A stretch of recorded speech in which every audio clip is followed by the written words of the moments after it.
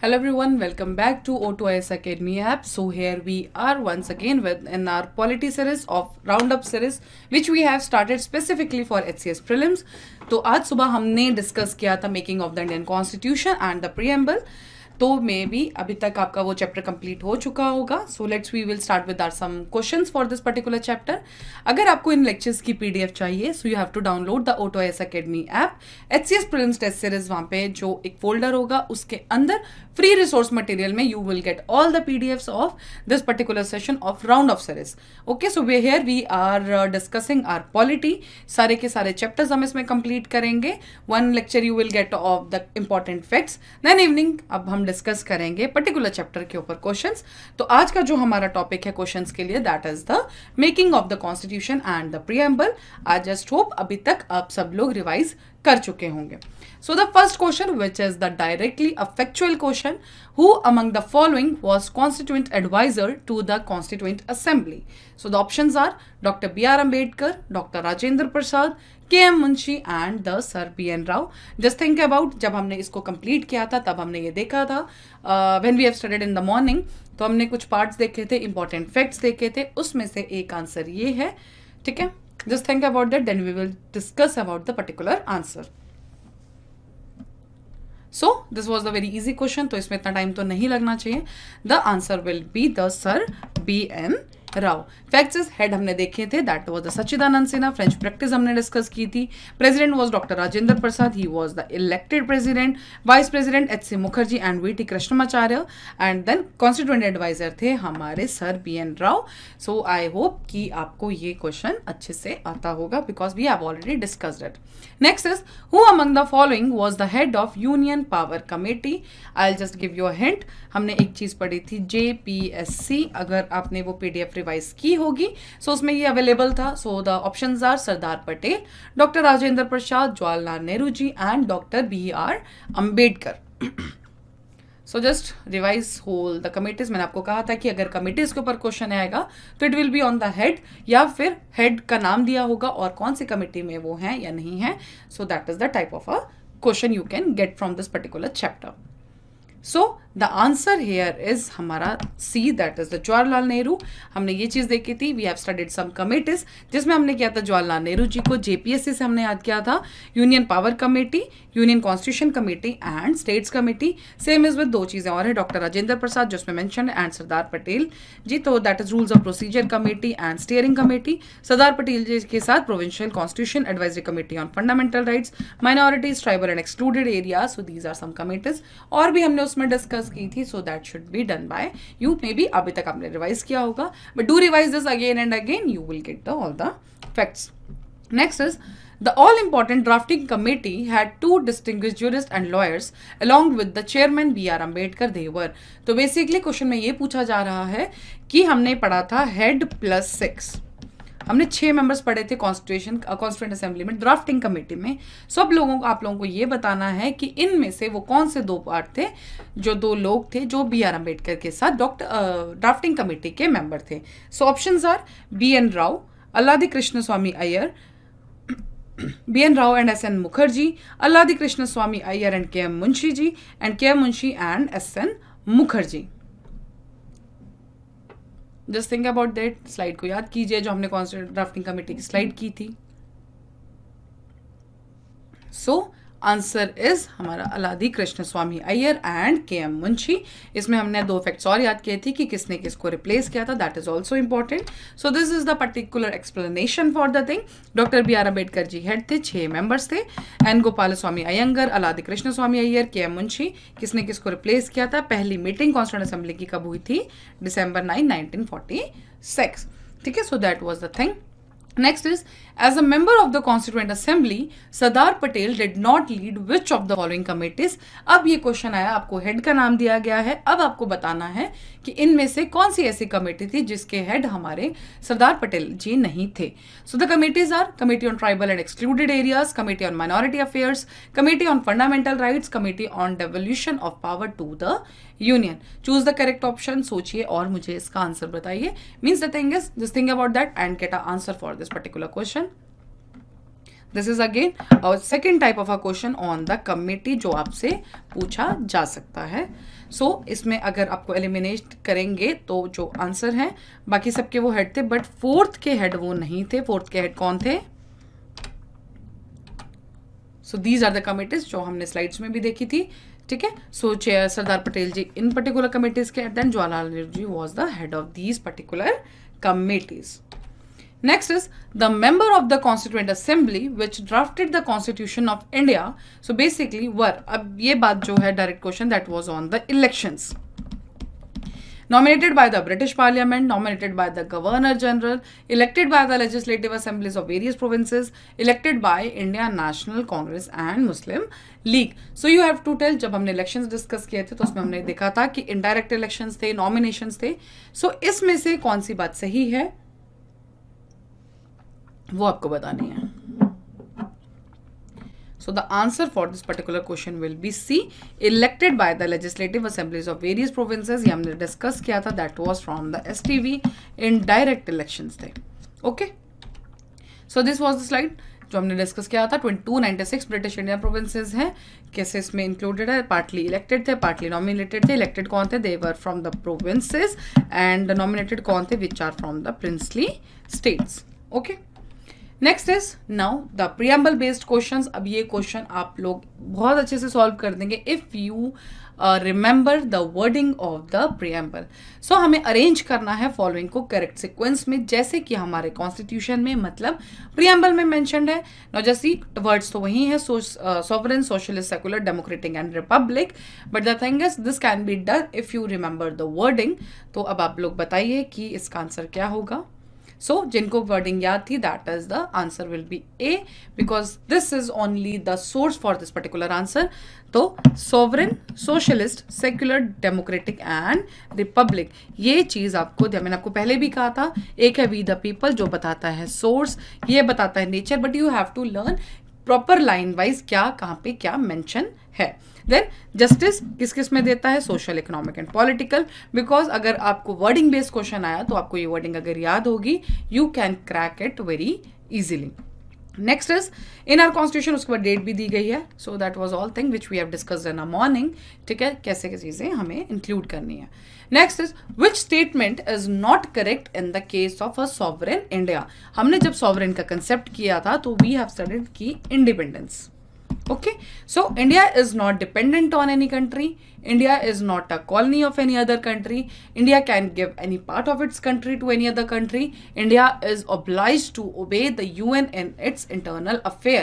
आपको बताना है not correct कौन सा है. ठीक है, कभी भी आपको ऐसे क्वेश्चंस आते हैं, सो एक बार ध्यान दिए कि not correct पूछा है, correct पूछा है. कभी कभी हम ध्यान से पढ़ते नहीं है and we lose the marks.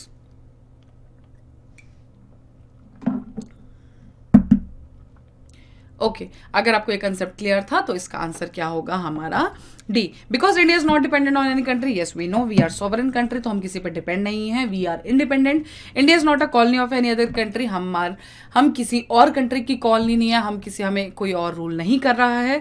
India can give any part of its country to any other country. ये भी हमने डिस्कस किया था. एक्सटर्नल सोवरेनिटी हमने पढ़ा था, इंटरनल सोवरेनिटी हमने पढ़ा था. So the thing was this only, ये कि India is oblige to obey the union. Oblige मतलब कि उनको करना ही करना पड़ेगा, ऐसा नहीं है. वो भी बात है इंटरनल अफेयर्स के ऊपर. ठीक है, so we are a sovereign country, so we are not oblige to do that. Next is, ये हमने देखा था, it implies India is neither a dependency nor a dominion of any other nation but an independent state. हम independent है. Membership of the Commonwealth for India और UN membership does not diminish its sovereignty. ठीक है, हम वहां के member है but it doesn't mean कि वो हमारे इंटरनल अफेयर में या कहीं पे भी बीच में बोल सकते हैं एंड हमें वो फॉलो करना ही करना पड़ेगा. तो ऐसा कुछ भी नहीं है, ध्यान रखिए. We are a sovereign country. Okay. Next is the preamble to the Indian Constitution is based on the preamble of the Nehru Report produced in 1928, prelude of the Government of India Act 1950, objective resolution moved in the Constituent Assembly in 1946, outcome paper of the Lahore session of the Indian National Congress 1930. I just hope अभी तक आप सबको इस answer का idea हो चुका होगा, because we have already discussed it in very detail. So the answer for the particular question is C. ठीक है, अब इसमें आपको एक और चीज़ देखना है कि क्या जो ये चीज़ें दी गई हैं, लाहौर सेशन क्या 1930 में ही हुआ था, गवर्नमेंट ऑफ इंडिया एक्ट 1935, ये तो चलो ठीक है, बट द नेहरू रिपोर्ट 1928 में आई। So this is the way जिसके साथ आप एक क्वेश्चन के साथ बाकी फैक्ट्स भी कवर कर सकते हैं कि हाँ जी पर्टिकुलर चीज़ सही है या गलत। ठीक है, next question, sorry explanation for this कि जो ऑब्जेक्टिव रेजोल्यूशन मैंने आपको कहा था डेट्स में कंफ्यूज मत कीजिए, तो इसके ऊपर जो बात की गई थी वो बात की थी पंडित जवाहरलाल नेहरू जी ने, डेट याद रखना 13 दिसंबर 1946। ओके, नेक्स्ट इज हमने जब इसको अडॉप्ट किया था that was 22 January 1947 and it forms the basis of preamble of the Indian constitution. मतलब जो हमारा ऑब्जेक्टिव रेजोल्यूशन था उसका जो मॉडिफाइड वर्जन है दैट इज आज हमारा क्या है वो प्रीएम्बल। ठीक है, सो this was the question and this was the answer for this particular question. Next is which of the following does not find mention in the preamble to India's constitution? Again something related to the wording of the preamble। तो अब आपको इसमें जो मैं आपको बार बार बोल रही थी कि अगर वर्डिंग हो याद होगी आप लोगों को तो you can answer this question. Topics देखो, that is social justice, liberty of worship, equality of status and liberty of religion. अब आपको बताना है कि इसमें से कौन सा जो है जो मेंशन नहीं है हमारे कॉन्स्टिट्यूशन में। प्रीएम्बल की वर्डिंग्स में ध्यान रखिए and just try to give this answer.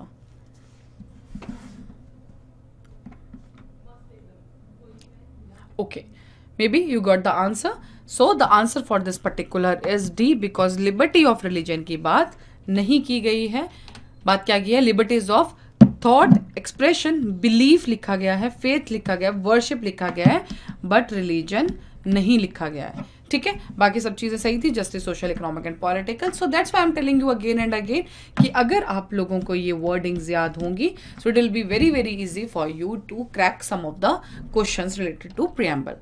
Which of the following term does not find a mention in the preamble to the Constitution of India?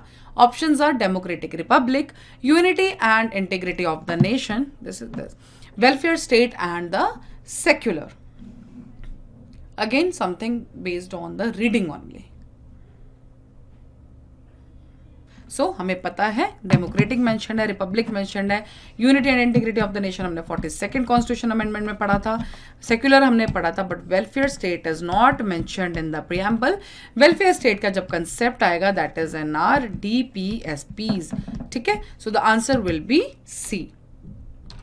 Next question, which of the following statement is correct about the preamble of the constitution? It was enacted by the Constituent Assembly.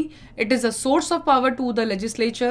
Its provisions are enforceable in court of the law. The Supreme Court has never considered preamble as the part of the Constitution. आपको बताना है which statement is correct.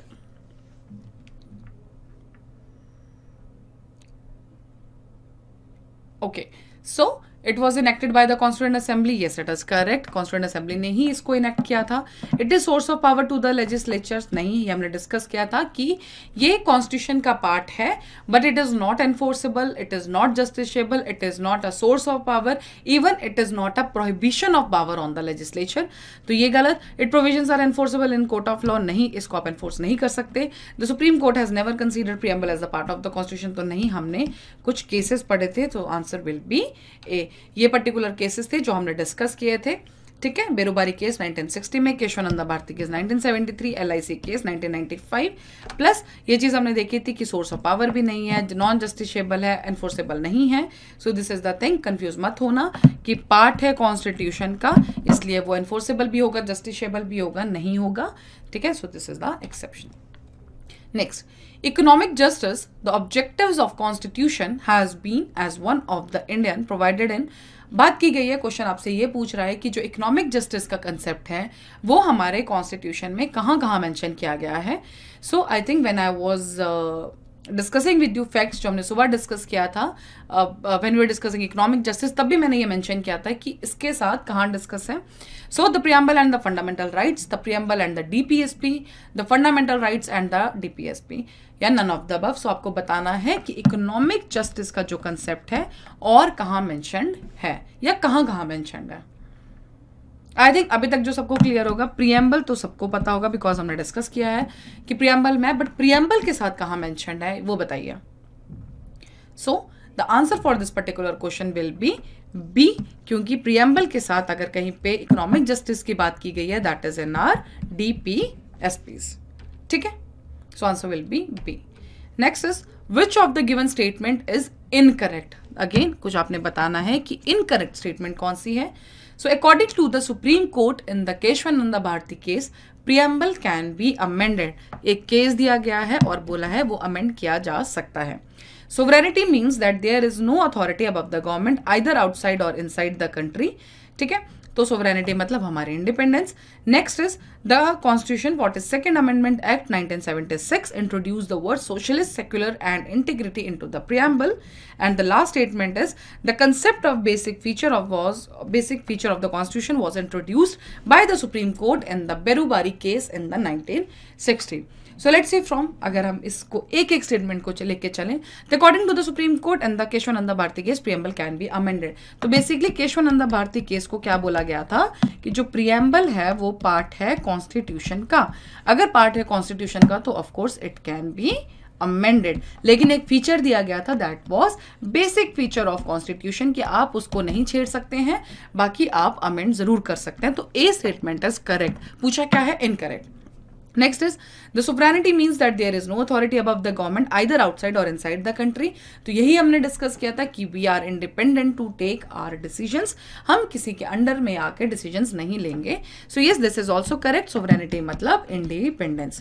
The Constitution 42nd Amendment के ऊपर बात की गई है 1976 में. ये कभी भी ध्यान रखें, अगर ऐसी कोई अमेंडमेंट आई है तो उसके साथ ईयर जरूर चेक कर लें कि ईयर सही है या नहीं. So yes, 42nd Amendment कब आई थी, हमारी 1976 में ही आई थी.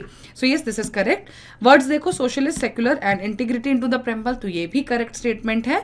Next is the concept of basic feature was introduced by the supreme court in the Berubari case. तो नहीं, ये स्टेटमेंट गलत है बिकॉज ये आया था हमारा KBC केस कब, 1973 में. So the option answer for this will be D. Incorrect पूछा गया है तो आंसर यही होगा.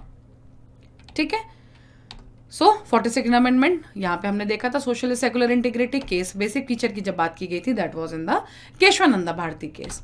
Next is with reference to the last session of the constituent assembly consider the following statements. अगर मैंने आपको वहां पे एक फिगर बना के दी थी कि कॉन्स्टिट्यूएंट असेंबली ने कौन कौन से ऐसे और फंक्शन थे जो परफॉर्म किए थे और बात की गई है लास्ट सेशन की, तो लास्ट सेशन मतलब कौन सा हुआ, 24 जनवरी 1950 की बात हो रही है. ये चीजें आपको थोड़ा सा ध्यान रखनी पड़ेंगी.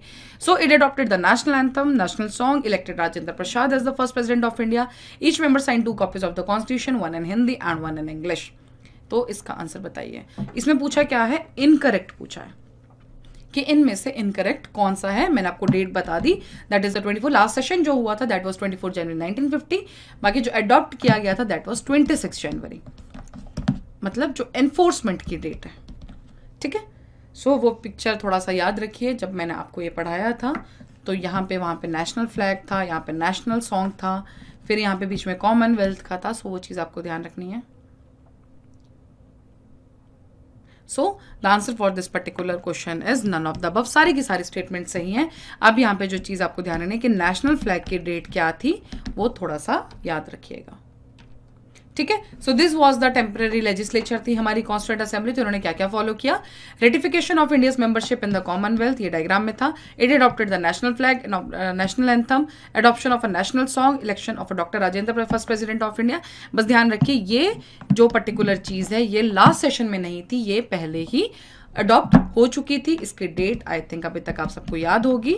ठीक है, लेकिन उसमें जो क्वेश्चन पूछा गया था that was the last session. तो क्या क्या आएगा, हमारा national flag, national song and the elected president of India. Last question for the day is which among the following is correct about the constituent Assembly. तो it's the first meeting was held in 9th December 1946. It's first meeting was attended by the Muslim League. Jawaharlal Nehru was elected as its temporary president. HC Mukherjee and GV Mavalankar was elected as its 2 vice presidents. तो इसका answer बताइए. हमने ये सारे के सारे facts discuss किए गए हैं, आपको बताना है करेक्ट स्टेटमेंट इन सब में से. चलिए स्टेटमेंट वाइज इसको एलिमिनेट करते हैं. HC मुखर्जी जी सही है but this was not, he was the first speaker. ठीक है, then Jawaharlal Nehru was elected as its temporary president, नहीं, कौन किया गया था, that is the Sachindranath Sinha. Answer क्या है इसका, ए, वो आ गया. ठीक है, मीटिंग की आपको याद रखनी है, बाकी सारी स्टेटमेंट्स गलत हैं. ठीक है। पॉइंट है कब कॉन्स्टिट्यूट हुई थी, 1946 में हमने कॉन्स्टिट्यूट की थी कॉन्स्टिट्यूंट असेंबली, पार्टली इलेक्टेड थी, पार्टली नॉमिनेटेड थी। फर्स्ट मीटिंग 9 दिसंबर 1946 था। Muslim League did not participate in the first meeting. Next temporary president कौन थे, हमारे डॉक्टर सच्चिदानंद सिन्हा जी, जो फ्रेंच प्रैक्टिस से इलेक्ट हुए थे। H C. Mukherjee and V T. Krishnamachari were elected as the vice presidents of the assembly. After election were held, doctor Rajendra Prasad and H C. Mukherjee were elected as the president and vice president of the assembly respectively. बोलने का मतलब कि जब हमारे proper election हुए थे उसके बाद क्या हुआ था, डॉक्टर राजेंद्र प्रसाद जी बने थे हमारे प्रेसिडेंट एंड जो एच.सी. मुखर्जी थे ही बिकेम द वाइस प्रेसिडेंट। ठीक है जी। And the one more thing जो हमने रिवाइज कर रही थी, that was the sir B N. Rau was appointed as the constitutional adviser of the assembly. So that's all with the all questions for this particular lecture जो हमने सुबह किया था। So we have completed making of the Indian constitution and the preamble chapter. Do revise this, do revise questions, पहले आप lecture पढ़िएगा, important facts उसमें सब कवर हैं। So that's all, thank you so much. आपको ये PDF डाउनलोड करना है, so you have to go to the O2 IAS Academy app. उसके अंदर आपको मिलेगा HC टेस्ट सीरीज का folder and under that you will get the free resource material. उसके अंदर आपको राउंड ऑफ सीरीज जो पॉलिटी के रिलेटेड सारी PDFs हैं वो आपको वहाँ पे सारी अवेलेबल होगी। Thank you so much. Do revise the lecture.